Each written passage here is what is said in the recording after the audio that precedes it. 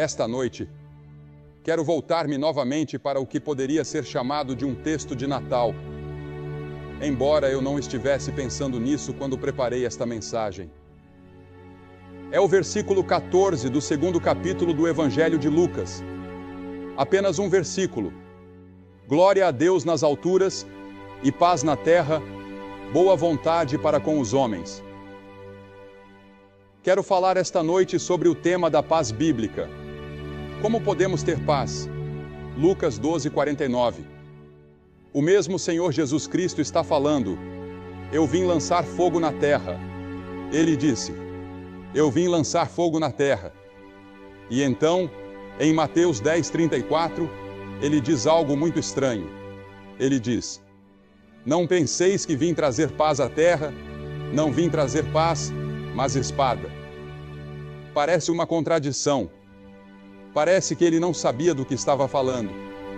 Ele foi anunciado como o príncipe da paz no Antigo Testamento.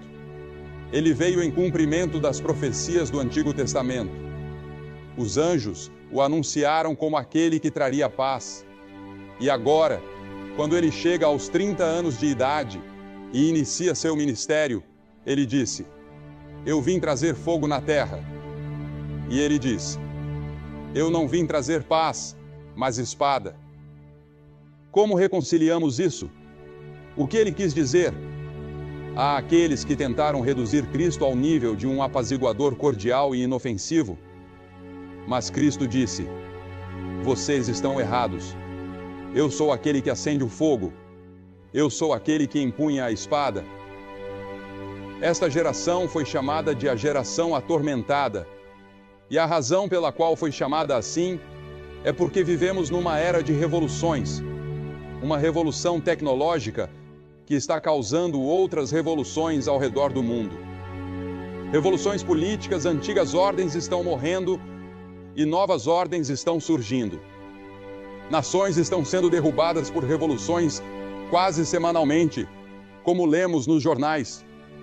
E naquele dia trágico aqui no Texas, naquele dia de novembro de 1963, o presidente Kennedy havia preparado para dizer ao Conselho de Cidadãos de Dallas estas palavras: nós, nesta geração, somos por destino e não por escolha, sentinelas nos muros da liberdade mundial.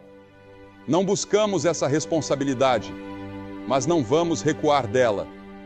O século XX será chamado de o século das revoluções, e toda a ordem mundial está mudando, e mudando rapidamente agora. Moralmente, estruturalmente, nos negócios, no trabalho, no governo, tudo está em mudança e em crise. Deus ama o nosso mundo. Ele ama você tanto que deu seu filho para morrer na cruz e trazer paz. E a Bíblia ensina sobre 3 tipos de paz. Apenas 3. Primeiro, há a paz com Deus. Sendo, pois, justificados pela fé, temos paz com Deus por nosso Senhor Jesus Cristo, disse o apóstolo Paulo em Romanos 5:1. A maior necessidade que você tem agora, esta noite, como indivíduo, é a paz com Deus. Você pode dizer: bem, Billy, eu não estou em guerra com Deus. Mas sim, você está. Talvez você não esteja consciente disso. Deus chama isso de guerra porque você está em rebelião contra Ele. Você não faz a vontade dEle. Você não entregou sua vida a Ele como Senhor, Mestre e Salvador. Você pode ser membro da igreja, pode ser uma pessoa razoavelmente decente, mas a Bíblia diz que nem mesmo conhecemos nossos próprios corações. Nossos corações são enganosos e desesperadamente perversos. Agora, é assim que Deus vê isso. Eu vou à Clínica Mayo todo ano para um exame, e eles sempre me fazem um raio-x, e geralmente encontram algo errado dentro de mim. E em 2 ou 3 ocasiões, eles já me operaram por causa do que viram no raio-x. Eu não sabia que aquilo estava lá, mas o raio-x revelou. Veja, você não sabe que está em rebelião contra Deus. Você talvez não esteja consciente disso. Você não está sacudindo o punho na face de Deus, mas você não está vivendo de acordo com a palavra de Deus. Você não está dedicando tempo à oração, não está dedicando tempo ao estudo da Bíblia, não está dedicando tempo a ganhar almas. Você não está dando tudo o que poderia dar. E então Deus olha para você e pronuncia o veredicto. E o diagnóstico é que o seu coração é pecaminoso. Esse é o diagnóstico de Deus. É assim que Ele vê você. Ele diz: você é pecador, você quebrou minhas leis, você está em rebelião contra mim. E o que você precisa é de reconciliação. E a maior necessidade que temos esta noite é a reconciliação com Deus. Como você pode se reconciliar com Deus? É disso que a cruz trata. Na cruz, o Senhor Jesus Cristo estendeu uma mão e segurou a mão de Deus, e com a outra mão segurou a sua mão. Ele nos uniu e nos reconciliou com Deus na cruz. E você só pode encontrar Deus na cruz. Alexander Solzhenitsyn esteve aqui recentemente, lembram-se? Ele viajou pelo país e contou uma pequena história que todos deveriam ouvir. Se você não ouviu, ele disse que durante o tempo em que esteve naquela prisão por tanto tempo, houve apenas um momento em que pensou em suicídio. Ele contou que não era permitido falar com seu companheiro de cela por semanas a fio. Eles não podiam falar um com o outro. E ele disse que o companheiro de cela o observava ficando cada vez mais fraco, mais deprimido e mais desanimado. Então, o companheiro de cela pegou um pequeno graveto e na areia da terra da cela desenhou uma imagem da cruz. Solzhenitsyn disse que naquele momento todo o propósito de sua existência lhe veio à tona, porque ele percebeu que Jesus Cristo derramou seu sangue por ele naquela cruz. Ele disse que isso lhe deu coragem para suportar seu encarceramento. Você já foi à cruz? Não com todas as suas aparências religiosas, não com todas as suas pretensões e orgulho, mas você já foi com grande humildade e disse: ó Senhor, eu pequei contra ti e estou arrependido. Estou disposto a deixar que tu entres na minha vida, a mudes e a transformes. Conversei hoje à tarde com um homem de uma cidade distante. Ele frequenta a igreja, senta na primeira fila e ele me disse: eu vou me suicidar em poucos minutos. Estou tão deprimido. Eu orei com ele. Ele prometeu esperar pelo menos mais 48 horas antes de cometer suicídio. As pressões da vida estão pesando sobre você assim? A taxa de suicídio neste país está aumentando a cada hora, à medida que as pessoas chegam ao fim de si mesmas. E parte disso está dentro das igrejas. Pessoas que têm religião, mas não têm Jesus Cristo. Um pastor desta cidade me disse ontem: Billy, o maior problema que enfrentamos no oeste do Texas é que temos religião, mas não conhecemos realmente Jesus Cristo. Foi isso que Jesus disse a Nicodemos: é necessário nascer de novo. E Nicodemos era um homem religioso. Paz com Deus. É por isso que Cristo morreu. É por isso que Ele ressuscitou. É disso que trata a cruz. Cristo fez a sua parte na cruz ao morrer por você. Agora você precisa recebê-lo. Veja, Deus está disposto a oferecer a você um perdão. Ele vai perdoá-lo e perdoar seus pecados. Mas mais do que isso, Ele vai transformá-lo aqui e agora. E você começará a viver a vida eterna, não quando morrer, mas hoje, agora. E você pode experimentar o céu na terra, alegria, paz e segurança, em meio a um mundo que está desmoronando. Na verdade, é isso que paz significa.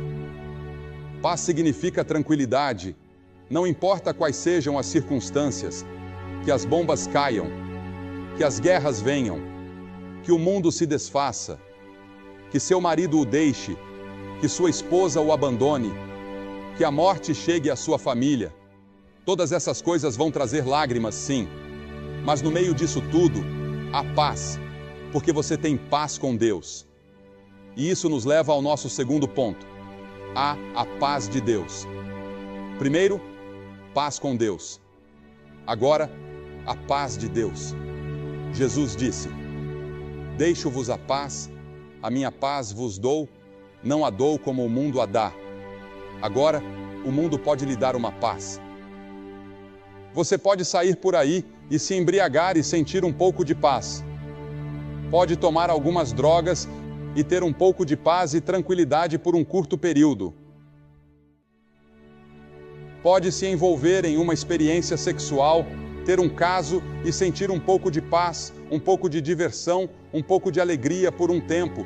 A Bíblia diz que há prazer no pecado por um curto período, mas então vem o terrível momento da verdade, quando você precisa encarar a realidade, quando precisa encarar Deus, o julgamento e a eternidade.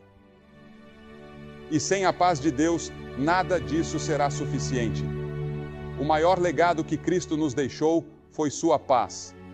Ele disse: minha paz vos dou. Pense na serenidade com que Jesus Cristo viveu. Ele não corria de um lado para o outro como nós fazemos. Ele parecia ter tempo para todos. Ele teve apenas 3 anos de ministério.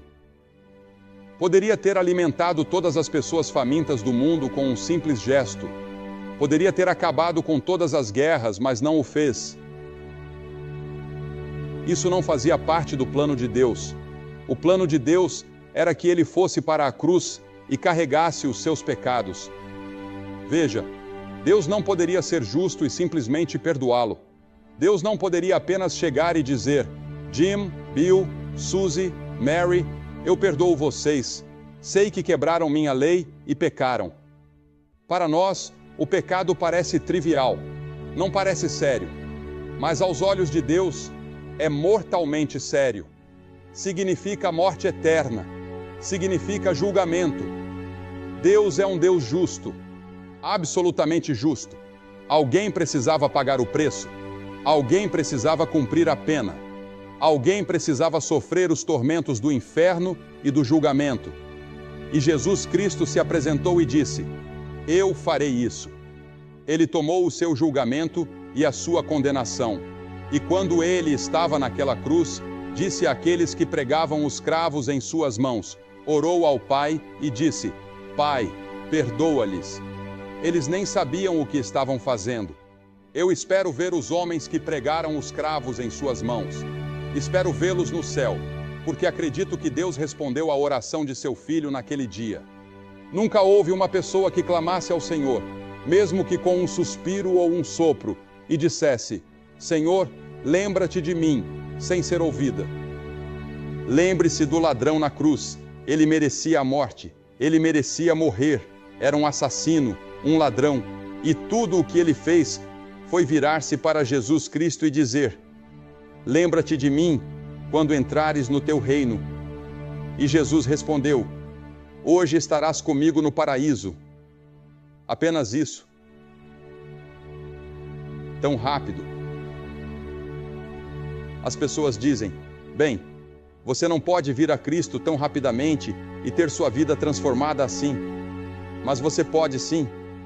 Paulo e Silas estavam na prisão, cantando e testemunhando, e o carcereiro os ouvia. As paredes da prisão caíram em um terremoto e parecia que os prisioneiros estavam escapando. O carcereiro sacou sua espada, pronto para se matar, porque sabia que as autoridades romanas o matariam no dia seguinte por deixar os prisioneiros escaparem. Mas Paulo disse: espere um momento, não fugimos, ainda estamos aqui. E o homem caiu no chão apavorado e perguntou: o que devo fazer para ser salvo? Sabe o que a maioria das pessoas diria a ele? Bem, você não está emocionalmente preparado para ser salvo. Espere se acalmar. Pense sobre isso. Vamos nos encontrar e conversar amanhã para explicar tudo. Mas Paulo não fez isso. Ele disse: crê no Senhor Jesus Cristo e serás salvo, tu e a tua casa. Apenas creia agora, aqui. E naquele momento, o carcereiro filipense recebeu Cristo, foi salvo e perdoado. E antes que a noite acabasse, ele já estava fazendo boas ações, porque a Bíblia diz que ele lavou as costas dos prisioneiros que ele havia açoitado poucas horas antes.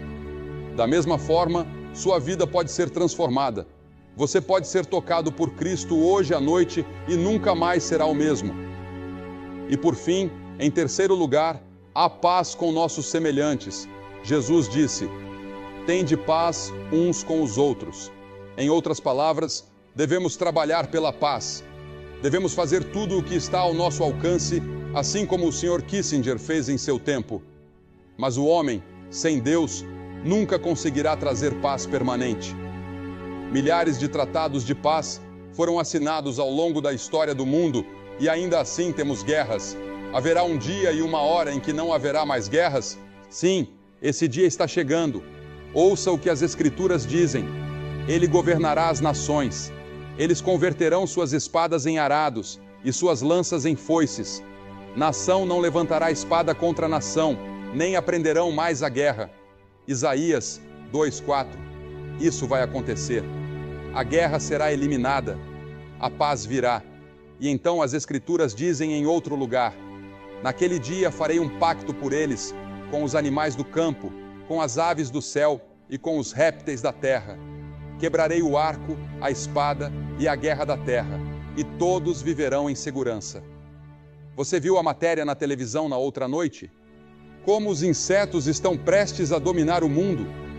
Há uma batalha agora mesmo sobre se o homem vai sobreviver até o ano 2000 ou se os insetos vão prevalecer. Estamos em guerra com o mundo dos insetos, porque eles estão se proliferando rapidamente. Aqui, as Escrituras dizem que esses pequenos répteis, esses insetos, estarão em paz conosco. O mundo animal estará em paz conosco.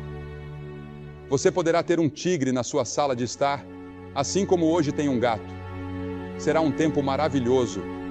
Não haverá lágrimas, nem sofrimento, nem hospitais, nem exércitos, nem marinhas, nem guerras, nem morte. Não haverá cemitérios. Será um mundo glorioso e maravilhoso que está por vir. E qual será o governo? As Nações Unidas? Não. Será uma teocracia. Deus reinará. Deus estará no comando e governará o mundo. As Escrituras dizem: Ele regerá com vara de ferro, o que significa com perfeita justiça, perfeito amor e perfeita misericórdia. Esse é o futuro. E quero dizer a vocês nesta noite: apostei tudo o que tenho e tudo o que um dia terei na promessa dessa palavra. Confio em Jesus Cristo e somente nele como meu Senhor e Salvador. E quando chegar meu momento de morrer, se eu morrer antes que ele venha, sei que um anjo virá, tomará minha mão e me conduzirá à presença do meu Senhor, e estarei com ele para sempre. Eu sei de onde vim, sei porque estou aqui, sei para onde estou indo, e não tenho nenhuma dúvida sobre isso. Você pode ter essa mesma paz, essa mesma segurança, essa mesma alegria, colocando sua confiança e fé em Jesus Cristo. E vou pedir que você faça isso hoje à noite. Como? Vou pedir que centenas de vocês se levantem agora mesmo de seus lugares, venham à frente, diante da plataforma e façam esse compromisso com Cristo abertamente. Você pode perguntar: Billy, por que temos que ir à frente? Porque Jesus disse: se vocês não me confessarem diante dos homens, eu não os confessarei diante de meu Pai que está nos céus. E todas as pessoas que ele chamou no Novo Testamento, ele chamou publicamente. E havia um motivo para isso. Se você tem vergonha de seguir a Cristo, então não é um seguidor dele. Ele quer que você se declare abertamente. E vou te dar a oportunidade de fazer isso hoje à noite, de forma aberta e pública. Você pode ser membro da melhor igreja da cidade, ou talvez nem seja membro de nenhuma igreja. Pode ser católico, protestante, judeu, ou talvez não tenha religião alguma, mas você deseja entregar seu coração e sua vida a Ele hoje à noite. Você quer ter certeza sobre isso. Você quer a paz dEle, quer o perdão dEle, quer saber que vai para o céu, quer escolher o lado dEle hoje à noite. Levante-se e venha. Se você está com amigos que vieram em um ônibus, eles vão esperar por você. Traga seu amigo com você. Vai levar apenas 2 ou 3 minutos.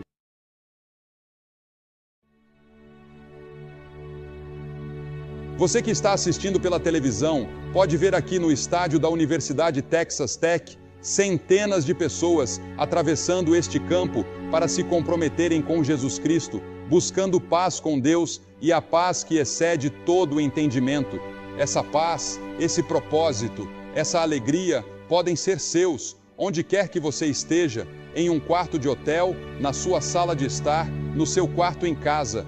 Você pode dizer sim a Cristo. Que Deus te abençoe e não se esqueça de ir à igreja no próximo domingo.